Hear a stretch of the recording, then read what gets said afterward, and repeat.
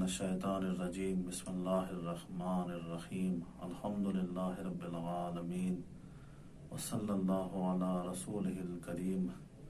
وعلی اہل بیتہ الطیبین الطاہرین المعصومین ولعنۃ اللہ علی اعدائہم اجمعین اما بعد فقد قال رسول اللہ صلی اللہ علیہ وآلہ وسلم ان الحسین مصباح الہدی وسفینۃ النجاہ۔ ناظرین محترم سلام علیکم۔ پروردگار کا لاکھ لاکھ شکر ہے کہ اس نے ایک بار پھر ہمیں زندگی دی کہ ہم امام حسین علیہ السلام اور آپ کے باوفا اصحاب کا غم منا سکیں اور معارف اہل بیت کو زیادہ سے زیادہ درک کر سکیں۔ ناظرین محترم، ہر کام کو شروع کرنے کے لیے اس کی تیاری اور آمادگی ضروری ہے۔ ہم اپنی زندگی میں کوئی کام بھی انجام دیتے ہیں تو اس کو انجام دینے سے پہلے اس کی تیاری کرتے ہیں۔ اگر ہم سفر پہ نکلتے ہیں تو سفر پر نکلنے سے پہلے سفر کے مقدمات کو فراہم کرتے ہیں۔ اسی طرح سے اگر ہم زیارت کے لیے جاتے ہیں تو زیارت پر جانے سے پہلے اس کے مقدمات کو فراہم کرتے ہیں، غسل زیارت کرتے ہیں اور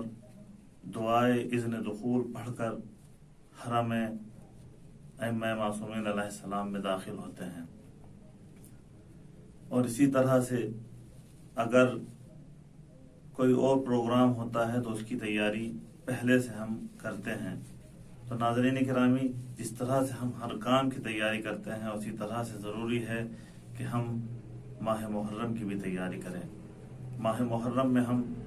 سیاہ لباس پہنتے ہیں، عزا خانوں کو سیاہ پوش کرتے ہیں، یہ محرم کی آمادگی ہے۔ تو ناظرین محترم، کیا محرم کی یہ تیاری کافی ہے یا اس کے علاوہ بھی ہمیں ماہ محرم کے لیے اپنے آپ کو آمادہ کرنا چاہیے؟ سید الشہداء علیہ السلام کے غم منانے کے لیے ہمیں اور بھی کوئی آمادگی کرنی چاہیے۔ تو آئیے ہم امام صادق علیہ السلام کی ایک روایت کو نقل کرتے ہیں کہ جس کو ابن خلوین نے کتاب کامل الزیارہ میں نقل کیا ہے، جس میں امام فرماتے ہیں کہ دیکھو، جب کربلا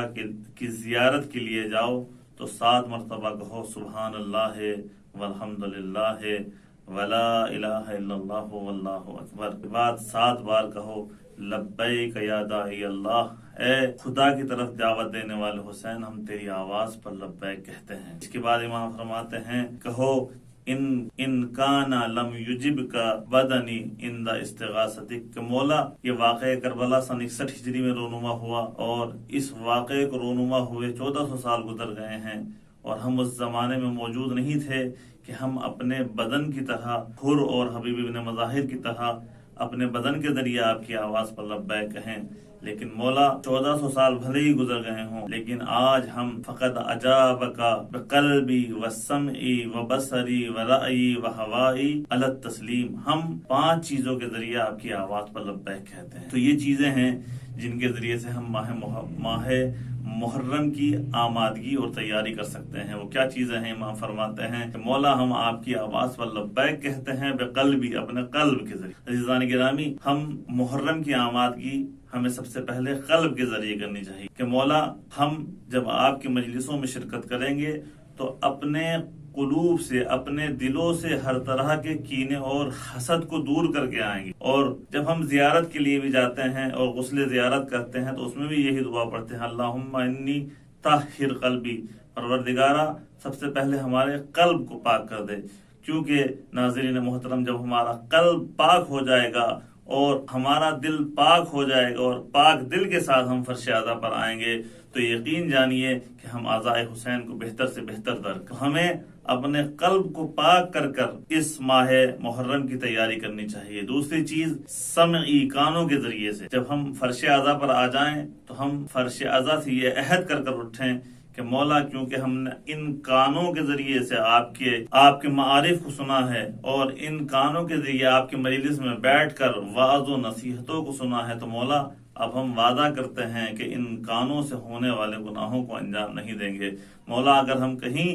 غیبت ہوتے ہوئے دیکھیں گے ہم اس محفل سے اٹھ جائیں گے، کیونکہ ناظرین محترم غیبت سننے والا بھی ایسا ہی ہوتا ہے جیسے غیبت کرنے والا۔ تیسری چیز کہ جس کے ذریعے سے ہم ماہ محرم کی تیاری کر سکتے ہیں، وہ ہے ہماری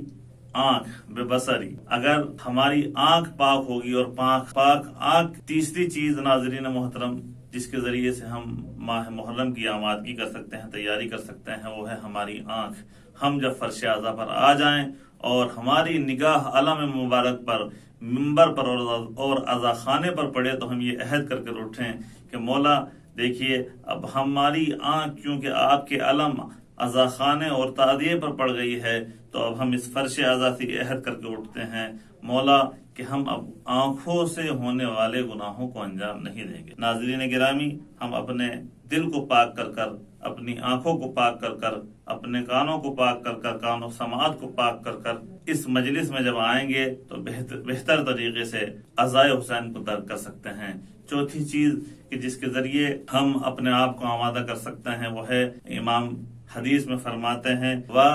رأیی، ہم اپنے نظریات کو امام کے نظریات کے مطابق ڈھالیں۔ جو امام کی نگاہ ہے ہمیں اسی کو ماننا چاہیے، امام کی نظر پر اپنی نظر کو مقدم نہیں کرنا چاہیے۔ اور پانچویں اور آخری چیز جس کے ذریعے سے ہم ماہ محرم کی تیاری کر سکتے ہیں، وہ ہے یہ کہ ہم اپنی مرضی کو امام کی مرضی پر مقدم نہ کریں، بلکہ جو امام حسین کی مرضی ہے اسی کو ہم فالو کریں، اور اسی کی اطاعت کرتے ہوئے ہم اپنی زندگی بسر کریں۔ اور ناظرین محترم، جب ہم ان 5 چیزوں کے ذریعے سے اپنے محرم کا آغاز کریں گے تو یقین جانیے کہ ہم بہتر طریقے سے عزائے حسین کو درک کر سکتے ہیں، اور بہتر طریقے سے معارف امام حسین علیہ السلام کو سمجھ سکتے ہیں۔ اور جب ہم بہتر طریقے سے معارف امام حسین کو سمجھ لیں گے اور عزائے حسین کو درک کر لیں گے تو یقین جانیے کہ ہم سچے اور حقیقی حسینی کہلائیں گے، اور ویسے ہی عزادار بن جائیں گے جیسے سیدہ زہرا سلام اللہ علیہا چاہتی ہیں۔ صلی اللہ علیہ رسول